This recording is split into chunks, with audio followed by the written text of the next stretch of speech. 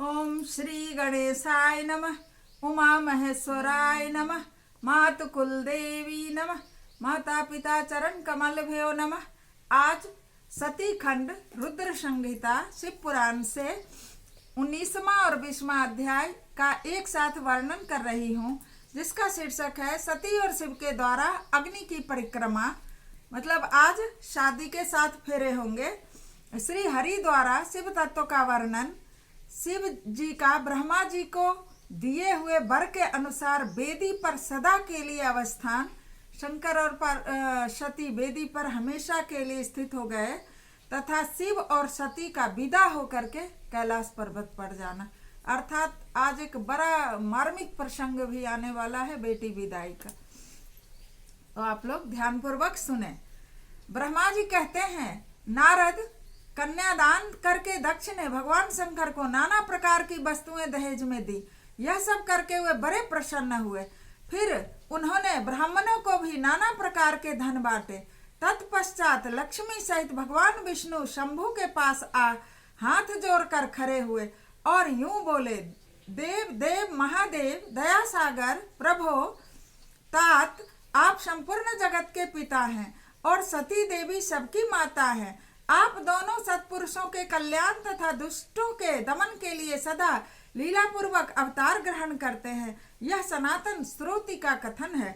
आप चिकने नील अंजन के समान शोभा वाली सती के साथ जिस प्रकार शोभा पा रहे हैं, मैं उससे उल्टे लक्ष्मी के साथ शोभा पा रहा हूँ। उल्टे अर्थात सती नील वर्णा तथा आप गौर वर्णा है। सती मैया नील वर्णा थी, हल्की श्यामली थी, और शंकर भगवान गौर वर्ण के थे।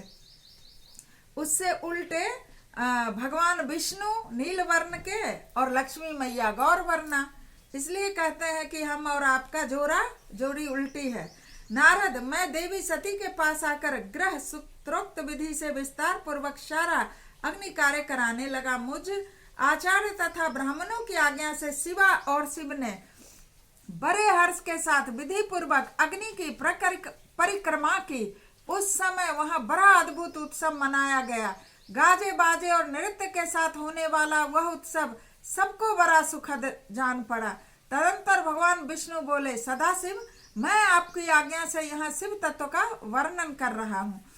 समस्त देवता तथा दूसरे मुनि अपने मन को एकाग्र करके शिव तत्व को सुने। भगवान, आप प्रधान और अप्रधान, प्रकृति और अतीत हैं। आपके अनेक भाग हैं, फिर भी आप भाग रहित हैं। ज्योतिर्मय स्वरूप वाले आप परमेश्वर के ही हम तीनों देवता अंश हैं। आप कौन, मैं कौन और ब्रह्मा कौन? आप परमात्मा के ही ये 3 अंश हैं, जो सृष्टि, पालन और संहार करने के कारण एक दूसरे से भिन्न भिन्न प्रतीत होते हैं। आप अपने स्वरूप का चिंतन कीजिए। आपने स्वयं ही लीला पूर्वक शरीर धारण किया है। आप निर्गुण ब्रह्म रूप से एक हैं। आप ही सगुण ब्रह्म हैं और हम ब्रह्मा, विष्णु तथा रुद्र तीनों आपके हैं। भगवान के आरती में भी गाते हैं ना, ब्रह्मा विष्णु सदा शिव, ये तीनों एका। जैसे एक ही शरीर के भिन्न भिन्न अवयव मस्तक, ग्रीवा आदि नाम धारण करते हैं, तथापि उस शरीर से वे भिन्न नहीं है, उसी प्रकार हम तीनों अंश आप परमेश्वर के ही अंग हैं, जो ज्योतिर्मय आकाश से समान सर्वव्यापी एवं निर्लेप स्वयं ही अपना धाम, पुराण, कुटस्थ, अव्यक्त, अनंत, नित्य तथा दीर्घ आदि विशेषणों से रहित निर्विशेष ब्रह्म है। वही आप शिव हैं, अतः आप ही सब कुछ हैं। यही शिव तत्व है। ब्रह्मा जी कहते हैं, मुनीश्वर, भगवान विष्णु की यह बात सुनकर महादेव जी बड़े प्रसन्न हुए। तदंतर उस विवाह यज्ञ के स्वामी यजमान परमेश्वर शिव प्रसन्न हो लौकिकी गति का आश्रय लेकर हाथ जोड़कर खड़े हुए मुझ ब्रह्मा से प्रेम पूर्वक बोले। शिव ने कहा, ब्राह्मण, आपने सारा वैवाहिक कार्य अच्छी तरह संपन्न करा दिया। अब मैं प्रसन्न हूँ। आप मेरे आचार्य हैं, बताइए आपको क्या दक्षिणा दूं? सूर्य ज्येष्ठ, आप उस दक्षिणा को मांगिए। महाभाग, यदि वह अत्यंत दुर्लभ हो तो भी शीघ्र कहिए। मुने भगवान शंकर का यह वचन सुनकर मैं हाथ जोड़ विनीत चित्त से उन्हें बारंबार प्रणाम करके बोला, देवेश, यदि आप प्रसन्न हो और महेश्वर, यदि मैं वर पाने के योग्य हूँ तो प्रसन्नता पूर्वक जो बात कहता हूँ उसे आप पूर्ण कीजिए। महादेव, आप इसी रूप में इस वेदी पर सदा विराजमान रहे। देखिए, जो शंकर भगवान की शादी के लिए, फेरे के लिए जो वेदी बना था, तो अब ब्रह्मा जी मांग ले रहे हैं, उनसे वरदान मांग ले रहे हैं कि आप इसी वेदी पे हमेशा विराजमान रहे, जिससे आपके दर्शन से मनुष्यों के पाप धुल जाए। चंद्रशेखर, आपका सानिध्य होने से मैं इस वेदी के समीप आश्रम बनाकर तपस्या करूं, यह मेरी अभिलाषा है। चैत्र के शुक्ल पक्ष की त्रयोदशी को पूर्वा फाल्गुनी नक्षत्र में रविवार के दिन इस भूतल पर जो मनुष्य भक्ति भाव से आपका दर्शन करे, उसके सारे पाप तत्काल नष्ट हो जाएं, विपुल पुण्य की वृद्धि हो, समस्त रोगों का सर्वथा नाश हो जाए। देखिए कितना महत्वपूर्ण दिन है, आप लोग नोट कर लीजिए कॉपी पेन पे कि शंकर भगवान के पूजा का एक दिन प्रदोष काल, प्रदोष तो होता ही है, और शुक्ल पक्ष के प्रदोष त्रयोदशी पूर्वा फाल्गुनी नक्षत्र में यदि पड़ जाए और दिन भी रविवार हो, क्योंकि सती और शिव के शादी का यही दिन था, तो उस दिन भूतल पर जो मनुष्य भक्ति भाव से शिव जी का दर्शन करेंगे, उसके सारे पाप तत्काल नष्ट हो जाएंगे और उन्हें विपुल अनंत पुण्य की वृद्धि हो जाएगी, समस्त रोगों का नाश हो जाएगा। जो नारी दुर्भागा, कोई बंध्या, कानी, रूपहीना, वह भी दर्शन मात्र से निर्दोष हो जाएगी, उसके सारे दोष दूर हो करके वह सुंदरी हो जाएगी। मतलब तत्काल तो नहीं हो जाएगी इस जन्म में सुंदरी, वो तो जन्म से ही रहता है, प्लास्टिक सर्जरी करने से भी वो रूप नहीं आता जो जन्म से भगवान शंकर के पूर्व जन्म के पूजा पाठ से जो रूप मिलता है। मेरी यह बात उनकी आत्मा को सुख देने वाली थी। इसे सुनकर भगवान शिव ने प्रसन्न चित्त से कहा, विधाता, ऐसा ही होगा। मैं तुम्हारे कहने से संपूर्ण जगत के हित के लिए अपनी पत्नी सती के साथ इस वेदी पर सुस्थिर भाव से स्थित रहूंगा। यज्ञ के वेदी पर भगवान शंकर सती के साथ स्थिर हो गए। ऐसा कहकर पत्नी सहित भगवान शिव अपनी अंश रूपनी मूर्ति को प्रकट करके वेदी के मध्य भाग में विराजमान हो गए। तत्पश्चात स्वजनों पर स्नेह रखने वाले परमेश्वर शंकर दक्ष से विदा ले अपनी पत्नी सती के साथ कैलाश जाने को उद्यत हुए। उस समय उत्तम बुद्धि वाले दक्ष ने विनय से मस्तक झुकाकर हाथ जोड़कर भगवान वृषभध्वज की, अपने दामाद की प्रेम पूर्वक स्तुति की। फिर श्री विष्णु आदि समस्त देवताओं, मुनियों और शिवगणों ने नमस्कार पूर्वक नाना प्रकार की स्तुति करके बड़े आनंद से जय जयकार किया। अब बेटी विदाई होने का समय आ गया है। अब नंदीश्वर बैल पे सती को बिठाकर शिव जी चलेंगे। तो इस संदर्भ में आप लोग एक छोटा सा बेटी विवाह का गीत, बेटी के विदाई का गीत सुनिए।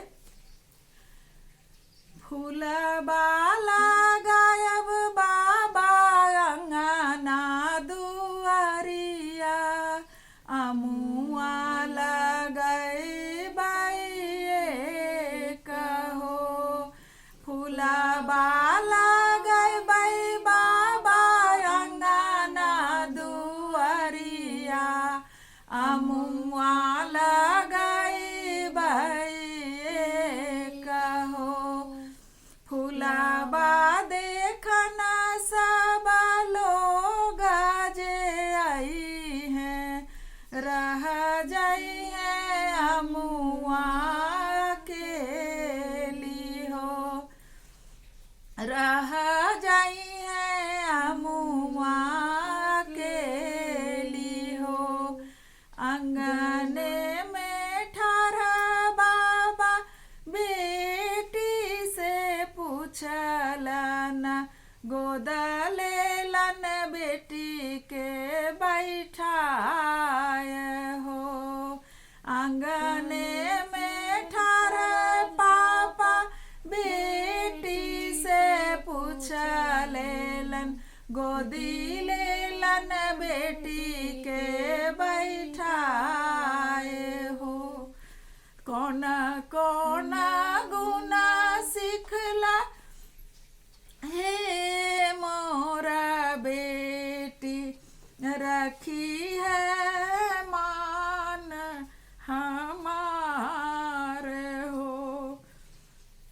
कौन कौन गुना है सिखला है बेटी, रखी है मान हमार हो।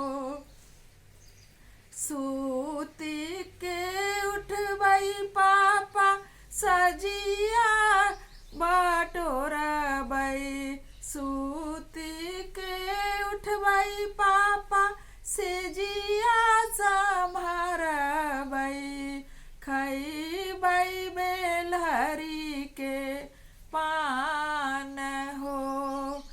अंगना बाहर बई पापा खाना पकई बई, भोजन परोस के खिलायब हो। अंगना बाहर बई बाबा खाना पकई बई, भोजन परोस के खिलायब हो। सासू के बाबा हो अम्मा समझबई, ससुर के पापा समान हो। सासू के पापा हो अम्मा समझबई, ससुर के पापा समान हो। ननदी के मानव पापा छोटा की बहिनिया, देवर के भाई समान हो। स्वामी जी के आदर करबई हो बाबा, स्वामी जी के आदर करबई हो पापा, राखब मान तुहार हो, राखब मान तोहार हो।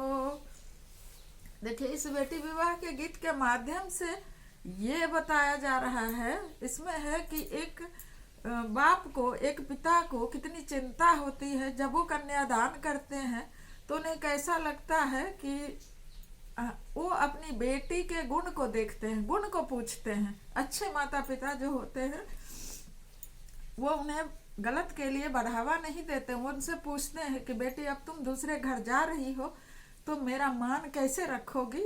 वो गोद में बिठा कर बेटी से पूछ रहे हैं और वो गाने के माध्यम से बताया गया है।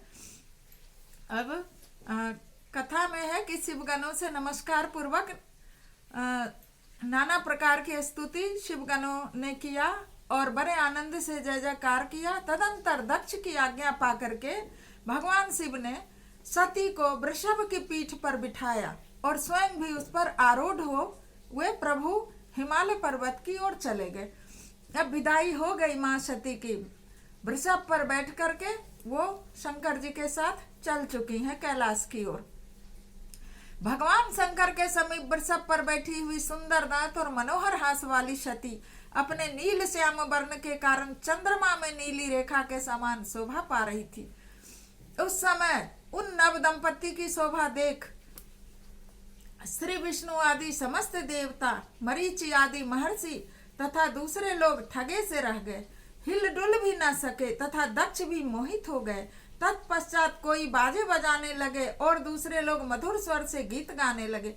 कितने ही लोग प्रसन्नता पूर्वक शिव के कल्याण में उज्जवल यश का गान करते हुए उनके पीछे पीछे चले। भगवान शंकर ने बीच रास्ते में दक्ष को प्रसन्नता पूर्वक लौटा दिया और स्वयं प्रेमाकुल हो प्रमथ गणों के साथ अपने धाम को जा पहुंचे। यद्यपि भगवान शिव ने विष्णु आदि देवताओं को भी विदा कर दिया था, तो भी वे बड़ी प्रसन्नता और भक्ति के साथ पुनः उनके साथ हो लिए थे। उन सब देवताओं, प्रमथ गणों तथा अपनी पत्नी सती के साथ हर्ष भरे शंभु हिमालय पर्वत से सुशोभित अपने कैलाश धाम में जा पहुंचे। वहां जाकर उन्होंने देवताओं, मुनियों तथा दूसरे लोगों का बहुत आदर सम्मान करके उन्हें प्रसन्नता पूर्वक विदा किया। शंभु की आज्ञा ले हुए विष्णु आदि सब देवता तथा मुनि नमस्कार और स्तुति करके मुख पर प्रसन्नता की छाप लिए अपने अपने धाम को चले गए। सदा शिव का चिंतन करने वाले भगवान शिव भी अत्यंत आनंदित हो हिमालय के शिखर पर रहकर अपनी पत्नी दक्ष कन्या सती के साथ विहार करने लगे। मेन सदाशिव मुख्य जो थे, जिनसे ये शिव रुद्र हुए हैं, ब्रह्मा विष्णु और रुद्र हुए हैं, तो ये शादी तो इनकी हुई है रुद्र को, तो ये उस सदाशिव का चिंतन कर रहे हैं। सूत जी कहते हैं, मुनियों, पूर्व काल में स्वयंभू मनवंतर में भगवान शंकर और सती का जिस प्रकार विवाह हुआ वह सारा प्रसंग मैंने तुमसे कह दिया। जो विवाह काल में, यज्ञ में अथवा किसी भी शुभ कार्य के आरंभ में भगवान शंकर की पूजा करके शांत चित्त से इस कथा को सुनता है, उसका सारा कर्म तथा वैवाहिक आयोजन बिना किसी विघ्न बाधा के पूर्ण होता है और दूसरे शुभ कर्म भी सदा निर्विघ्न पूर्ण होते हैं। इससे ये सीखने वाली बात है कि जब कोई गृह प्रवेश हो, विवाह हो, यज्ञोपवीत हो, कोई जैसे मूर्ति स्थापना करना है, कोई कार्य शुभ कार्य करें, तो उसके पहले यदि भगवान शंकर की पूजा, साधारण पूजा 5 मिनट 10 मिनट वाली भी करके और इस अध्याय को सती खंड के 19वें 20वें अध्याय रुद्र संहिता का अध्ययन कर ले या पढ़ ले 5 मिनट में, तो वो कार्य निर्विघ्न पूर्ण होगा। इस कथा का ये महात्म है। इस शुभ उपाख्यान को प्रेम पूर्वक सुनकर विवाहित होने वाली कन्या भी सौभाग्य, सुख, सुशीलता और सदाचार आदि सद्गुणों से संपन्न साध्वी स्त्री तथा पुत्रवती होती है। इतना महात्म है इस अध्याय 19वां 20वां अध्याय का। बोलिए भगवान शंकर की जय, सती मैया की जय।